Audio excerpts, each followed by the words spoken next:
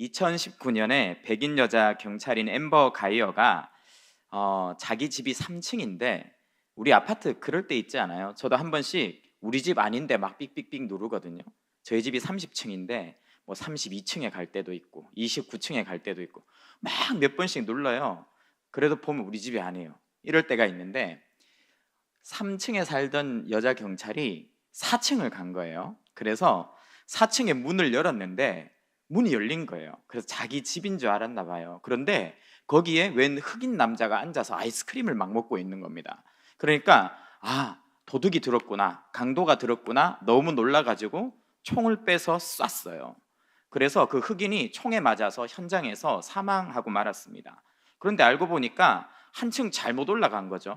그래서 그 흑인은 이제 20대의 회계사로 굉장히 촉망받던 그런 청년이었는데 총을 맞고 이렇게 비명 행사하게 된 겁니다. 이게 사회적인 이슈가 된 거예요. 이거는 흑인에 대한 차별이다. 만약에 그 사람이 백인이었으면 총을 바로 쐈겠냐? 왜 흑인이면 다 범죄자가 돼야 되냐? 이제 사회적으로 시끄러웠어요. 그러다가 재판 결과가 나왔는데 형량이 생각보다 적게 나왔어요. 막 뭐 99년까지 받을 수 있다 이런 이야기가 있었는데 형량이 몇 년 나왔냐 하면 10년이 나왔는데 실형은 5년이 나왔어요. 5년이 있다가 집행유예로 석방하겠다. 이제 이렇게 된 거죠.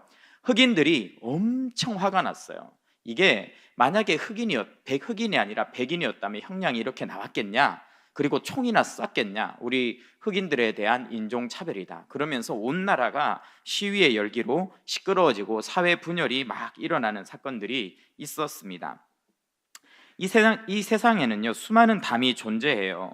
인종으로 인한 담이 있습니다. 경제력으로 인한 장벽이 있죠. 학벌이나 사는 지역이나 제가 아무리 서울말을 쓰려고 해도 잘 안 돼요.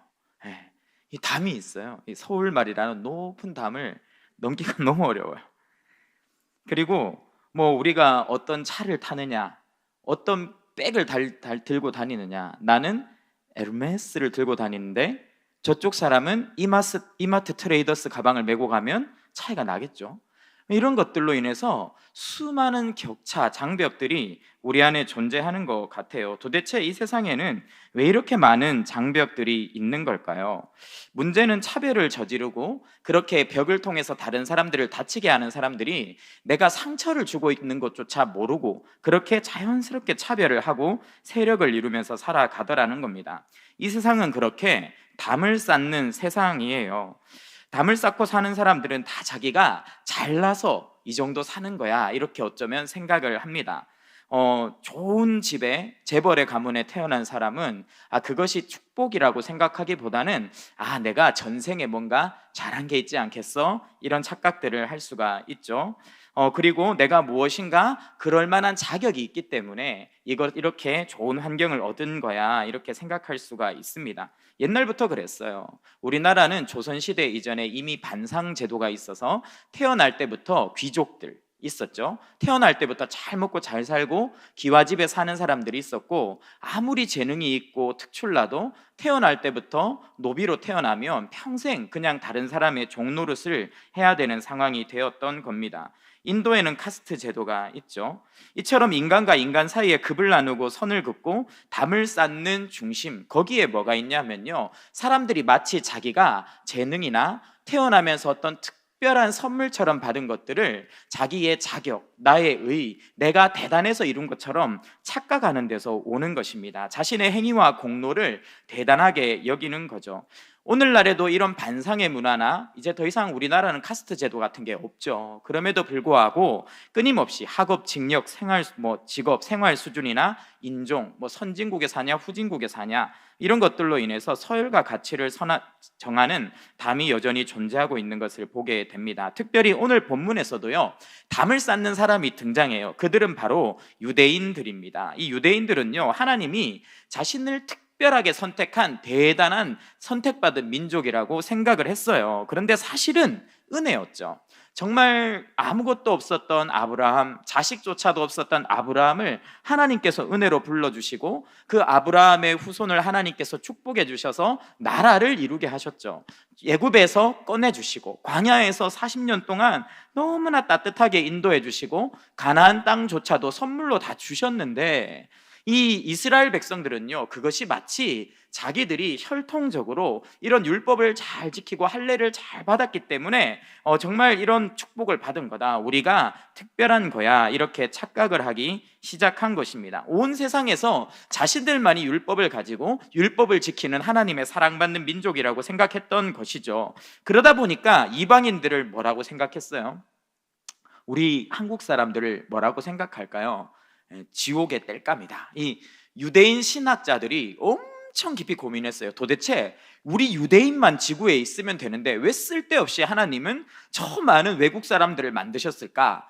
신학자들이 모여서 깊이 고민하다가 결론을 내린 게 뭐였냐면, 지옥에도 불이 계속 타려면 땔감이 있어야 돼. 그러니까 하나님이 우리 유대인만 특별히 천국 백성으로 택하셨고 나머지 이방 것들은 지옥의 땔감으로 쓰려고 이렇게 태어나게 한 거야. 그러다 보니까 산모들이요, 아이를 낳을 때조차도 만약에 이방인 여자가 아이를 낳으면 도와주지 말라는 거예요. 어차피 태어나봤자 지옥의 땔감 될 건데 태어나면 뭐하냐, 이런 차별의 마음들이 있는 것입니다. 그러다 보니까 이방인들은요, 성전에도 들어올 수가 없는 거죠. 혹시 오늘 예배 드릴 때 개 데리고 오신 분 있습니까? 나는 우리 개랑 너무 친하다, 개는 나랑 식구다, 이래가지고 지금 밑에 개 한 마리 앉혀두신 분 있으세요?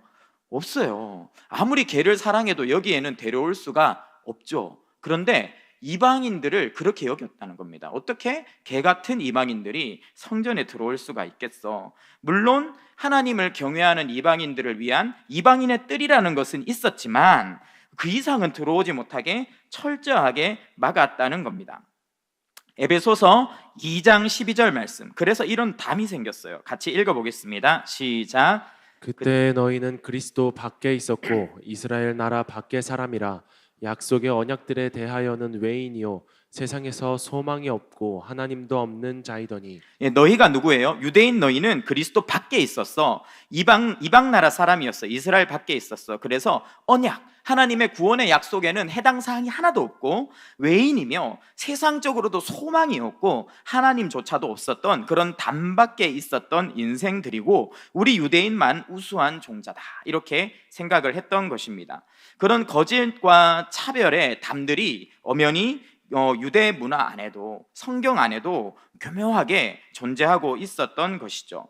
이 담은요, 하나님이 쌓으신 게 아니에요. 하나님은 유대인들을 택하시고 아브라함을 택하셨을 때 그냥 아브라함만 잔뜩 사랑하고 이스라엘 백성들만 잔뜩 사랑하려고 하는 게 아니라 그 아브라함과 이스라엘 백성들에게 엄청난 복을 주셔서 그 복이 이방에게 흘러가도록, 하나님의 구원과 하나님의 사랑과 은혜가 흘러가도록 택하신 것인데 그냥 자기들끼리 딱 갇혀서 거짓과 차별의 담을 쌓고 살아갔다는 것이죠. 그러면 만약에 그렇게 자기들이 특별했다면 그 담 안에서 자기들이 살 때 괜찮게 살았어야 되잖아요. 그렇죠?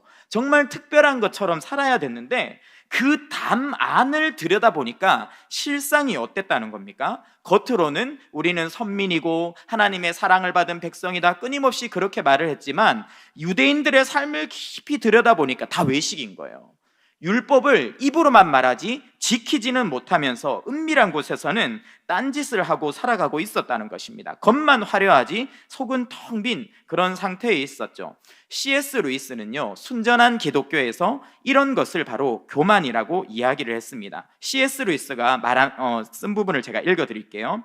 교만은 옆 사람보다 그것을 더 가질 때만 즐거움을 느낀다. 우리는 사람들이 부유하거나 똑똑하거나 잘생긴 것을 자랑스러워한다고 말하지만 전혀 그렇지 않다. 사람들은 남들보다 더 부유하거나 남들보다 더 똑똑하거나 남들보다 더 잘생긴 것을 자랑스러워한다. 무슨 말씀인지 알겠죠? 내가 잘생긴 것 자체로 기뻐하는 것이 아니라 내가 딴 사람보다 잘생겨야 된다는 거예요. 제가 한 번씩 아침에 거울을 들여다보면 이런 착각이 들 때가 있어요. 좀 괜찮다? 이런 마음이 슥 들 때가 있어요. 그러다가 그렇게 하나님 저를 이렇게 잘 만들어 주셔서 감사합니다 이렇게 하고 나오면 되는데, 이 교회에 와서 여기 잘생긴 청년들 너무 많잖아요. 이 잘생긴 청년들을 보는 순간 갑자기 오징어가 되는 거죠. 이러면 안 된다는 겁니다. 반대로 내가 잘생겼다는 거, 내가 더 많이 가졌다는 거, 내가 좋은 학교를 다닌다는 그 자체가 감사가 되어야 되는데, 내가 저 사람보다 돈이 많으니 감사하고, 내가 저 사람보다 좋은 옷을 입었으니 감사하고, 이렇게 되는 것은요 교만이다라고 이야기를 하는 겁니다. 그런 사람이 왜 다른 사람과 비교해서 내가 낫다, 내가 이건 좋다라고 생각하냐면요, 실제로 자기의 내면이 텅 비어서 그래요. 자기가 너무나 가난해서 그렇다는 겁니다. 자기의 속이 빈곤한 거예요. 자기보다 못한 누군가를 찾아내서 그 사람을 깎아내리면서 내가 상대적으로 높아지지 않으면 내가 너무 비참한 거예요. 그러니까 끊임없이 다른 사람을 깎아내리고 뒷담화하고 정말 그 사람을 비웃으면서 내가 저 사람보단 나아 하면서 쭈그러들어 있는 자기를 이렇게 억지로 떠밀어 올리려는 교만과 내적 빈곤이 그 안에 있다는 것입니다. 그러다 보니까 유대인들이 딱 그런 상황이었어요. 자기가 영적으로는 전혀 순종하지 못하고 하나님 말씀대로 살지 못하는데, 그래도 이방인들보다는 우리가 나은 거 아니야? 우린 적어도 율법 가지고 있잖아. 그리고 조금은 지키잖아. 그러니까 우리는 나은 거야. 이렇게 착각하면서 영적인 교만 가운데 살아간 것이죠. 실제로 우리 안에도 이런 일이 일어나요. 제가 군대에서, 우리 자매님들 죄송합니다, 군대 이야기하면 좀 싫으실 텐데, 요새 서울의 봄 보셨어요? 서울의 봄? 서울에 보면 그 전두 하여튼 뭐 이름이 하여튼 나오는데, 그 전두 뭐가 있었던 부대가 보안사예요. 보안사 사령관을 나왔는데 제가 거기에 있었어요. 제가 복무했던 부대가 이제 보안사가 전신인 기무사령부였는데, 기무사령부의 병사라 그러면 겉으로 보기에 엄청 화려해요. 왜냐하면 일단 군복을 안 입어요. 저는 군 생활하면서 군복을 거의 안 입었어요. 보통 뭐 정장을 입고 다니거나 아니면 사복 차림으로 군부대를 막 돌아다니는 거예요. 그러면 핸드폰도 들고 다녀요. 그때만 해도 사병들은 핸드폰 못 썼거든요. 핸드폰 쓰고 이러니까 제가 정장 입고 핸드폰 쓰면서 군부대 막 걸어가면 병사들이 저를 간부인 줄 알아요. 그래서 병사들이 충성합니다. 근데 전 이병이거든요. 이병인데 병장들이 저한테 막 충성, 뭐 필상 막 경례를 하는 겁니다. 그럼 처음에는 저 이병입니다 막 이렇게 하면서 이야기를 했는데, 나중에요 이게 약간 으쓱해져 가지고 어떻게 됐냐면, 병장들이 제가 아직 이병이고 일병인데 충성 경례하면 딱 이렇게 딱 지나가는 거예요. 마치 간부인 것처럼. 그렇게 하면서 마치 제가 군생활을 하고 있는 것이 먼저 특별하다, 저 사람보다는 내가 군생활을 잘하고 있는 게 아닐까? 막 이런 착각을 하면서 살았는데, 실상 저의 군생활은 어떻냐 하면요, 정말 지금 어디 가서 제가 군생활 했던 이야기를 못해요. 왜냐하면 이상했어요. 군생활이 총도 한 번도 못 쏴봤어요. 뭐 총을 안 줘요. 그래서 훈련소 때 몇 번 쏴보고 제대할 때까지 한 발도 못 쏘다가, 한 사람이 총알 써야 되는 이 분량이 있거든요. 그거 제대하기 전에 다 쏘라는 거예요. 그래가지고 이렇게 산에 가서 쏘는데 어떻게 쏴야 되는지 모르고 있고 겁나니까 거기 일반 병사들이 이렇게 불러가지고 내 거 좀 대신 쏴달라 했어요. 그러니까 일반 병사가 쫙 탄창 끼우더니만 자동으로 풀어놓고 다다다다다다다 막 다 쏴줬어요. 할 이야기가 없는, 내적으로 너무 빈곤한, 그러면서 또 제대로 잠도 못 자고 먹지도 못하고 이러면서 굉장히 비참하게 군 생활을 했는데, 그런데 겉으로는 멀쩡해 보이고 싶어하는 이런 욕망 가운데 제가 빠졌던 기억이 납니다. 우리도 그렇게 될 수 있어요. 하나님 백성으로서 내가 선택받은 특별한 사람이라는 잘못된 선민의식 안에 우리가 들어가게 되면, 내가 유대인들처럼 그런 생각을 갖게 되면요, 실제로는 예수님을 따르지도 못하고 순종하지도 않으면서 겉으로만 멀쩡한 척 외식하는 바리새인처럼 살아가게 될 수 있다는 겁니다. 그런 공동체에서는요, 하나됨이 없는 거예요. 나보다 끊임없이 못해 보이는 사람을 찾아내서 그 사람을 뒤에서 뒷담화하고 비난하고 가르치려 들고 이래야 내가 높아지기 때문에 끊임없이 서로 갈등하고 정죄하는 공동체가 되고, 그래서 하나됨을 이루지 못하는 그런 외식의 벽이 생긴다는 것입니다. 그래서 우리 주님께서 오셔서 하신 일이 뭐냐면 담을 무너뜨리신 거였어요. 주님은 우리의 담을 무너뜨리는 분으로 오셨어요. 주님께서 뭐라고 하시냐면, 너희 서로 달랐던 둘이, 이방인과 유대인이, 어떤 사람과 어떤 사람이 한 몸이 되게 했다라고 이야기를 합니다. 13절 말씀 읽어보겠습니다. 시작. 이제는 전에 멀리 있던 너희가 그리스도 예수 안에서 그리스도의 피로 가까워졌느니라. 네, 멀리 있었대요. 너희는 결코 가깝지 않았대요. 이쪽 극과 이쪽 극에 있었는데 그리스도 예수의 피 안에서 너희가 가까워졌다, 화평해지고 하나가 되었다, 이렇게 이야기를 합니다. 14절 말씀도 읽어보겠습니다. 시작. 그는 우리의 화평이신지라 둘로 하나를 만드사 15절 하반절도 읽어보겠습니다. 시작. 이는 이 둘로 자기 안에서 한 세 사람을 지어 화평하게 하시고. 네, 원래는 이렇게 서로 담을 쌓고 서로 차별하고 서로 욕하면서 살았던 우리가 예수님 때문에 새 사람이 되고 새로운 공동체에서 묶이게 되었다, 이렇게 이야기하고요. 그래서 갈라디아서 3장 28절과 같은 일이 일어났습니다. 읽어보겠습니다. 시작.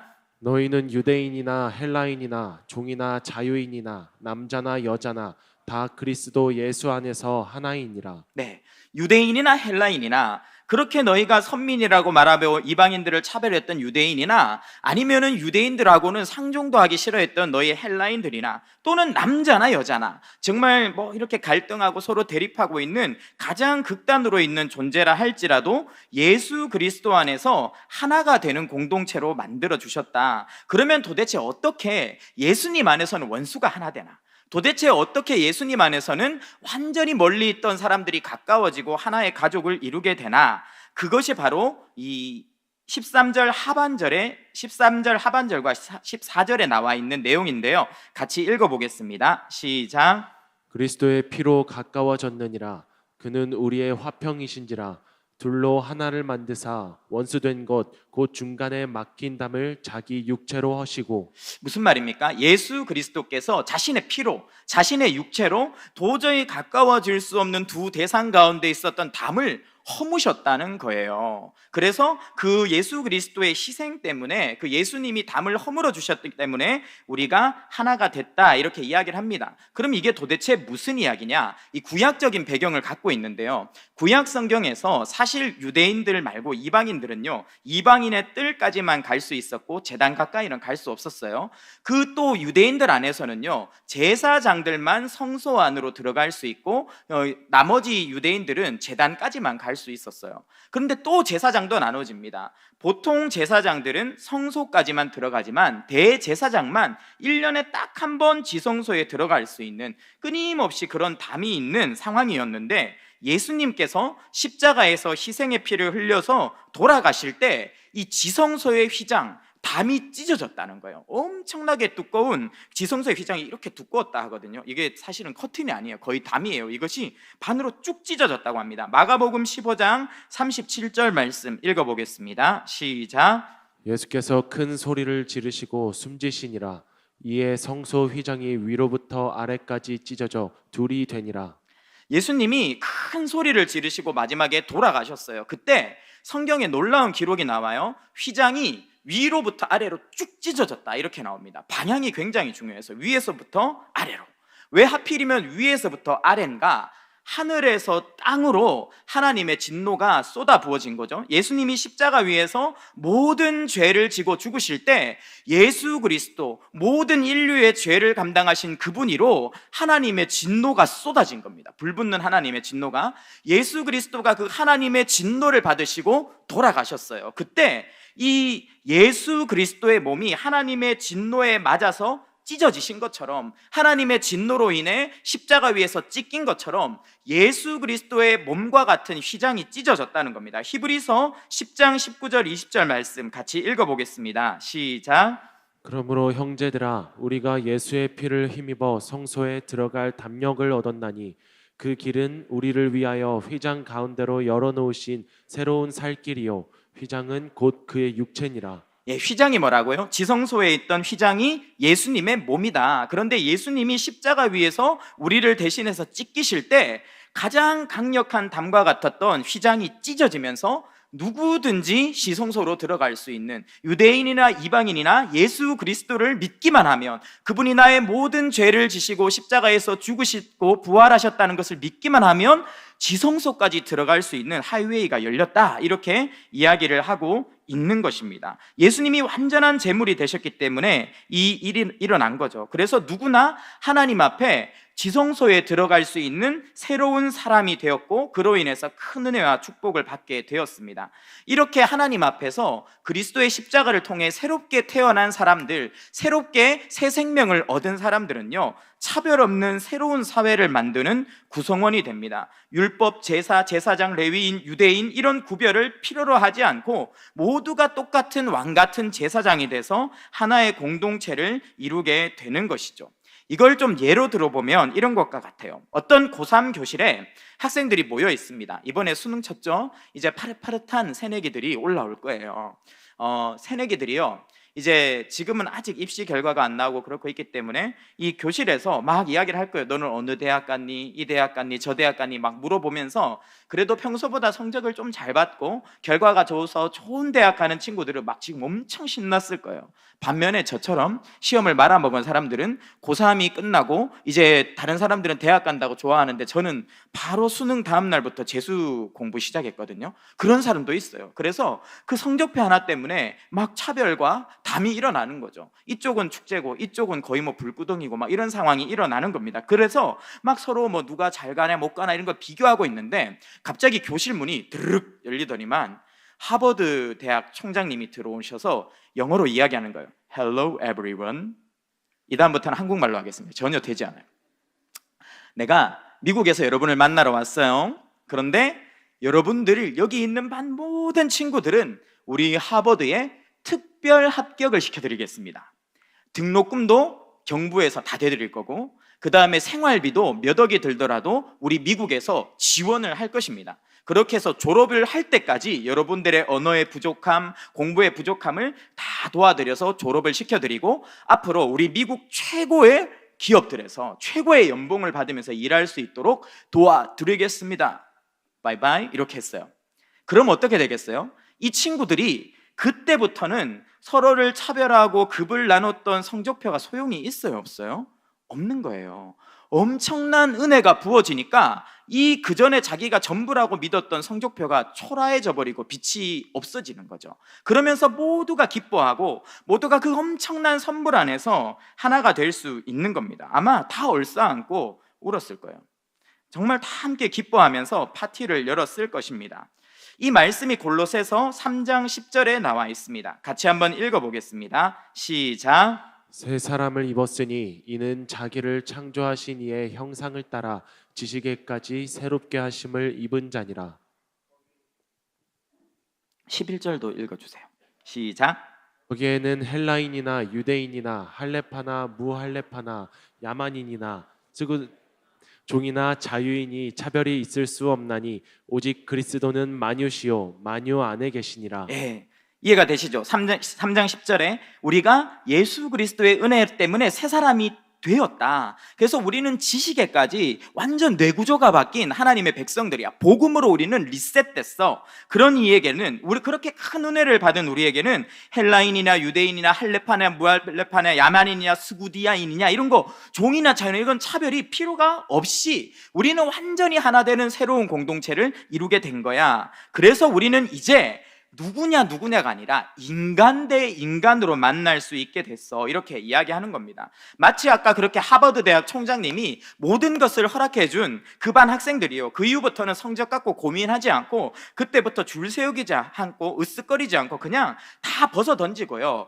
우리 이제 다 같이 하버드생 동기다 이런 마음을 가지고 하나가 되어서 우리 같이 미국 생활 잘하자, 우리 비행기 잘 타자. 그때부터 축제 분위기에서 다 같이 하나가 되고 친구가 되었던 것처럼 우리도 이 한량없는, 우리가 누가 좀 더 말씀을 잘 지키고 말씀을 못 지키고 누가 출신이 더 좋고 누가 돈을 이런 거 상관없이 우리에게 똑같이 한량없는 은혜를 부어주신 예수 그리스도의 십자가 앞에서요, 우리는 자랑할 것도 없고 위축될 것도 없고 그냥 그 은혜를 받은 우리가 기뻐하며 하나 되기만 하면 된다라고 이야기를 하고 있습니다. 이것이 예수님의 방법이에요. 예수님이 어떻게 하나님과 우리와의 사이에서 담을 허셨어요. 예수님은요, 이 땅에 찾아오셔가지고요, 우리와 똑같은 모습을 가지셨습니다. 그리고 육신을 가진 사람들이 당하는 모든 아픔, 어려움, 유혹들을 다 당하셨죠. 그런 과정들을 우리와 똑같이 친구가 되어서 당해 주심으로 하나님과 우리가 우리가 하나 되게 만드셨던 것처럼 우리도 이렇게 하나 되게 하신 예수님의 은혜 안에서 하나가 되고 연합하는 것이 하나님의 뜻이고, 진정한 한 사람의 인간으로 돌아가서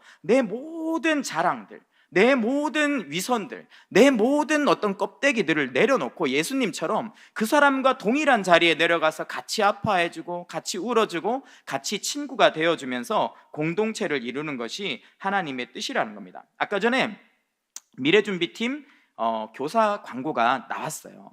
여러분, 여기에 우리 청년들이 많이 교사로 지원해 주셨으면 좋겠어요. 사실 교사로 섬기기 빡세다는 거 알아요. 특히 그 예배랑 좀 우리 청년부 예배 시간 텀이 있잖아요. 그래서 이거 하려고 해도 이렇게 뭐 1부나 2부 드리고 약간 요즘 말로 이 존버를 타야 이제 이 예배 시간까지 기다릴 수 있는 막 이런 상황이기 때문에 여러분들이 참 쉽지 않은 상황이라는 거 너무 잘 알고 있어요. 그런데 그래서 여러분들이 교사로 헌신할 때 열매가 나타나는 거예요. 제가 교회를 처음 출석했던 게 초등학교 1학년인데 사실 담이 있었어요.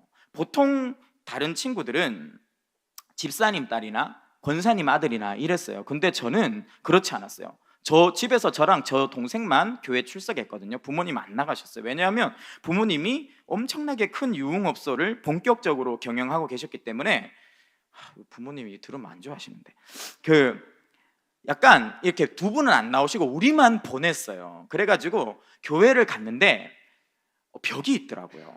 이렇게 다들 엄청 친하고 뭐 집사님들께 모이면 같이 집에도 가고 이러니까 저는 갈 데가 없는 거예요.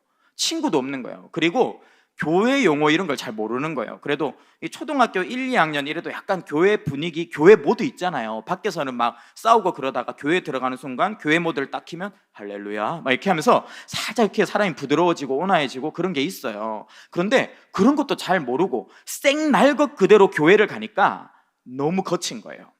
그것도 이제 동네가 유흥가니까, 유흥가에서 있던 애가 교회를 나오니까 이렇게 좀 융화가 안 됐던 것 같아요. 그래서 친구가 없었어요. 한 명도 없었어요. 그래서 정말 쓸쓸하게 이렇게 교회를 몇 년간 다니다가 아직도 기억이 나요. 조원희라고 딱 한 명 남자친구가 저한테 친구로 대해줬어요. 가면 저한테 인사해주고 저 챙겨주고 뭐 이렇게 끝나고 이렇게 다가회 같은 거 하면 아무도 저를 안 부르는데 그 친구만 저를 불러서 데려가주고, 그리고 저한테 유일하게 잘해주셨던 분들이 있어요. 선생님들. 주일학교 선생님들은 저를 차별해 주지 않았어요. 과자도 뭐 집사님 아들도 한 개, 권사님 아들도 한 개, 저도 한 개, 똑같이 한 개씩 주시고 떡볶이도 사주고. 그래서 제가 아까 그 선생님들 모습 보니까 마음이 막 울컥한 거예요. 내가 어떻게 목사가 될 수 있었을까? 술집의 아들로 태어나서 정말 교회에서 늘 아웃사이드로 있었던 내가 이 자리까지 올 수 있었을까? 하나님의 은혜가 크시지만 그때 담을 허물고 먼저 나에게 다가와 줬던 그 한 명의 친구, 그리고 똑같이 나를 대해주시고 나를 챙겨주셨던 선생님, 그분들이 있었기 때문에 이렇게 은혜의 자리에 설 수 있지 않았나, 이런 생각이 들거든요. 여러분들 교사의 자리로 많이 헌신하십시오. 여러분의 사랑과 관심, 한번 여러분이 손잡아주고 이렇게 뒤에서 목 졸라주고 이런 게 필요한 애들이 있어요. 아이들이 내가 목을 탁 졸라주면 은혜를 받는다니까요. 그래서 그런 마음을 가지고 주일학교로 많이 우리 미래준비팀 예배로 나아가셔서 봉사하셨으면 좋겠습니다. 그러면 도대체 왜 우리는 이렇게 복음 안에서 모든 인간적인 담을 허물고 하나가 될 수 있는가? 거기에 대해서 이야기해 보도록 하겠습니다. 빌립보서 2장 3절 말씀, 빌립보서 2장 3절 말씀 같이 읽어보겠습니다. 시작.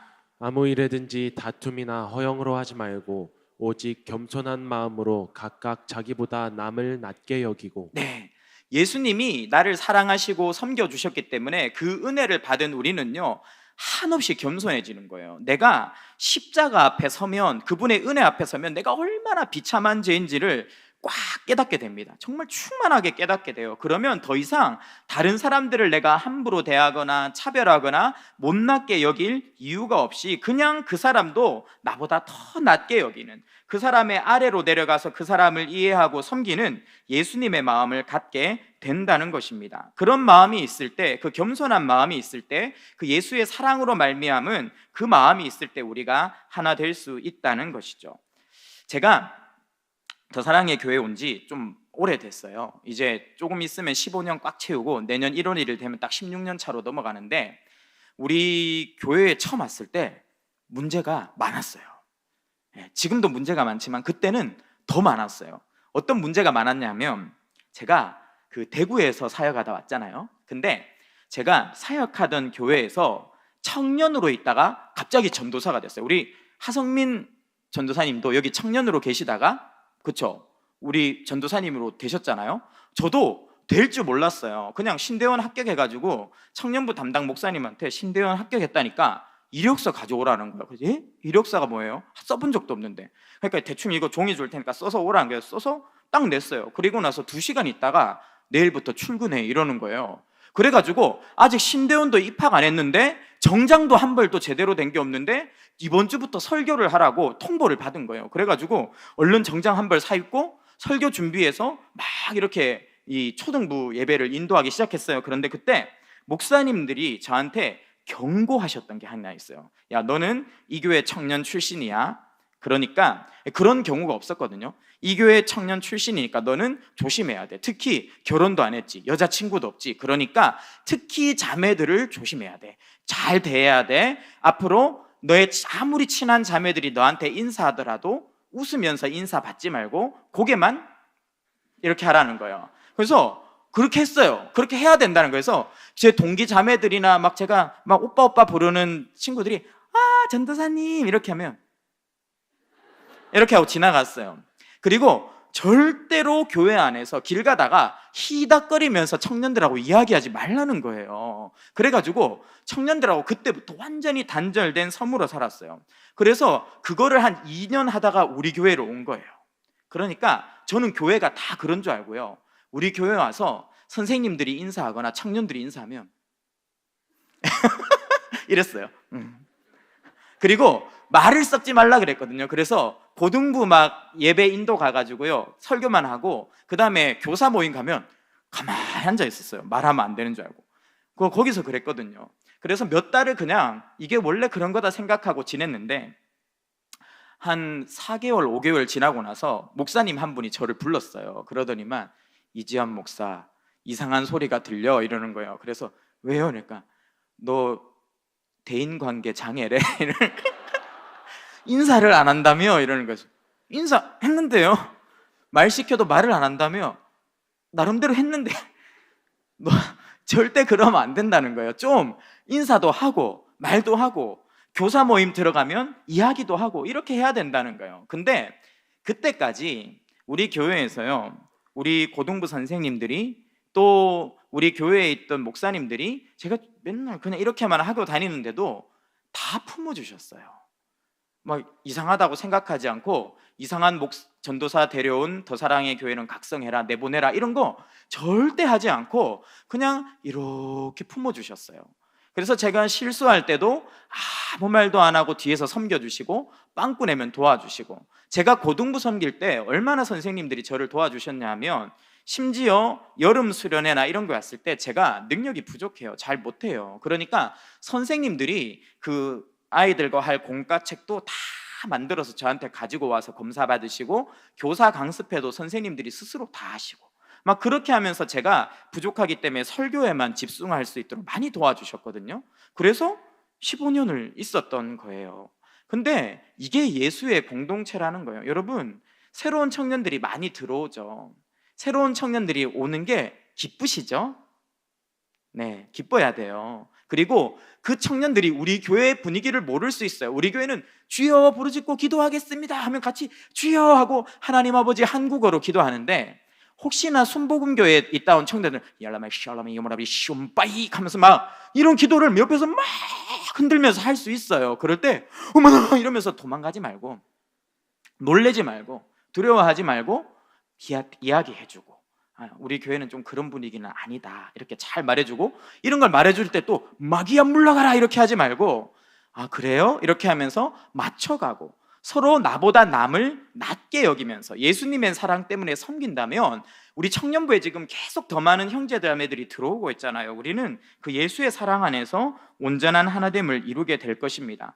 그렇게 하나 되어서 일어나는 일이 뭐냐면요, 둘이 항성전이 된다는 거예요. 같이 서로 다른 사람들이 모여서 예배하는 공동체를 이룬다는 겁니다. 16절 말씀 같이 한번 읽어보겠습니다. 시작. 또 십자가로 이 둘을 한 몸으로 하나님과 화목하게 하려 하심이라. 둘이 한 몸을 이루어 이방인과 유대인이 원수가 한 공동체가 되어서 하나님과 화목하게 하나님을 예배하는 공동체가 되게 하셨다, 이렇게 이야기를 합니다. 그래서 16절 하반절과 17절 말씀 18절까지 쭉 이어서 한번 읽어보겠습니다. 시작.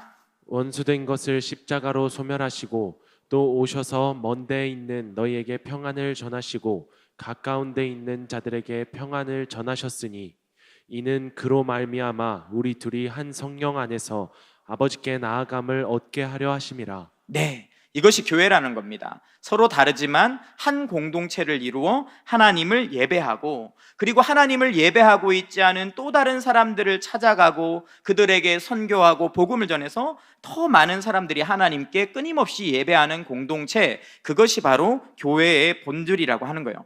이번 금요일에 여러분들 많이 오셨죠? 로잔 대회를 위한 연합 기도회가 있었어요. 우리 교회 교인들만 있었던 게 아니라 외부에서도, 다른 교회에서도 진짜 많이 오셨거든요. 그런데 이렇게 다른 교회가 많이 모여서 함께 기도할 때요, 하나님이 주시는 특별한 은혜가 있어요. 지난번에 로잔 대회를 위한 7.14 기도 대성회가 있었을 때도 10,000명이 넘는 수백 개의 교회들이 연합해서 집회를 하고 기도했잖아요. 여러분, 그때 주셨던 감격, 그거는요, 그 자리에 가본 사람만 아는 그런 감동이 있는 거예요. 하나님께서 거기에만 부어주시는 특별한 은혜가 있는 겁니다. 우리가 이렇게 하나 될 때, 서로 다른 사람들이 하나 돼서 주를 뜨겁게 예배할 때, 그때 누리는 은혜가 정말 크다. 그것을 사모하면서 우리가 나아가면 좋겠습니다. 말씀을 정리하도록 하겠습니다. 아까 시작할 때 흑인과 백인의 갈등이 있었다고 했어요. 그러다가 여자 경찰이 한 흑인의 정말 전문직에 종사하는 장래가 촉망되는 흑인을 그냥 쏴 죽여버렸어요. 그래서 온 나라가 들끓는데 이 형량을 너무 작게 때리니까 이제 거의 폭동이 일어날 분위기가 된 겁니다. 굉장히 이제 사회 분위기가 흉흉해지고 있었어요. 그러다가 다시 재판이 열렸어요. 다시 재판을 열렸어요. 하도 막 말이 많고 하니까 이제 2심으로 갔겠죠. 그때 총에 맞아서 죽었던 이 형의 동생이 10대였어요. 10대 청소년, 흑인 청소년이 나와가지고 이제 법정에서 이야기를 할 기회를 준 거예요. 이 사건에 대해서 당신의 생각을 이야기해 보세요. 그런데 이 동생이 사실 저 같으면요, 만약에 제 동생을 누가 쏴 죽였으면 재판정 가가지고 재판장님 죽여주세요 막 이럴 것 같아요. 용서를 할 수 없어요 막 이럴 것 같아요. 그런데 이 10대 청소년이요, 굉장히 뜻밖의 이야기를 했어요. 이 백인한테 다가가서 이렇게 이야기한 거예요.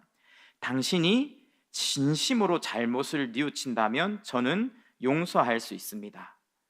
지금 당신은 예수님을 모르지만 당신이 예수님께 돌아온다면 저는 하나님께서 당신의 모든 죄를 용서해 주시도록 기도할 것입니다. 나는 우리 가족의 대표는 아닙니다. 하지만 내가 다른 사람들을 예수님의 사랑으로 사랑하는 것처럼 저는 당신도 사랑합니다. 당신이 우리의 형을 죽여서 우리의 형이 지금 땅속에서 썩어가고 있지만 나는 당신의 인생이 그렇게 썩어지는 것을 원치 않습니다. 그리고 우리 형도 그것을 원할 겁니다. 우리 형이 가장 원하는 것은 당신이 예수님을 믿고 당신이 예수님을 예배하는 사람이 되는 것입니다. 이렇게 이야기를 한 거예요. 사람들이 깜짝 놀랐어요. 그리고 재판장님한테 이야기했어요. 재판장님, 저는 이분이 실형을 사는 것을 원치 않습니다. 저는 용서를 원합니다. 제가 혹시 이분을 한번 안아줘도 될까요? 이렇게 요청을 한 거예요. 그래서 재판장이 너무 놀란 거예요. 그래서 한번 안아줘도 된다고. 그리고 이 흑인이요, 자기 형을 죽인 여자 경찰을 이렇게 안아줬어요. 그런데 여자 경찰이 그때부터 막 하염없이 우는 거예요. 그리고 그 재판을 지켜보던 사람들도 눈물을 흘리기 시작하는 거예요. 다들요, 눈에 불을 켜고 온 거예요. 형량 얼마 때리는지 보자. 이번에 형량 제대로 안 때리면 내가 난리를 칠 거야 이러면서 왔던 사람들의 마음이 이 그리스도의 사랑 안에서 원수조차도 품는 이 사랑을 보면서 다 녹아진 거예요. 그러면서 거기가요 마치 예배의 현장처럼 감동으로 충만했다, 이렇게 기사에 나온 것을 보게 되었습니다. 우리가 선찬식을 할 거예요. 성찬식은요 바로 그런 부르심입니다. 나를 위해서 십자가에 죽으시고 피 흘리신 그 예수 그리스도를 내가 기념하고 그 은혜에 내가 들어가는 거예요. 그래서 내가 한없이 주의 사랑 안에서 낮아져서 또 다른 사람들, 하나님의 원수로 살아가고 또 나의 원수일 수 있고 또 우리 공동체에서 불편할 수 있고 수많은 차별과 담벼락 같아서 눈물 흘리는 사람들을 그런 사랑 안에서 품고 사랑하고 하나 되라고 하나님께서는 이 성찬식을 통해서 다시 한번 이런 말씀을 우리에게 주시고 계십니다. 그 주의 사랑 안에서 온전한 하나됨을 이루신 우리 청년 공동체 더 사랑의 교회 되기를 주님의 이름으로 축원합니다.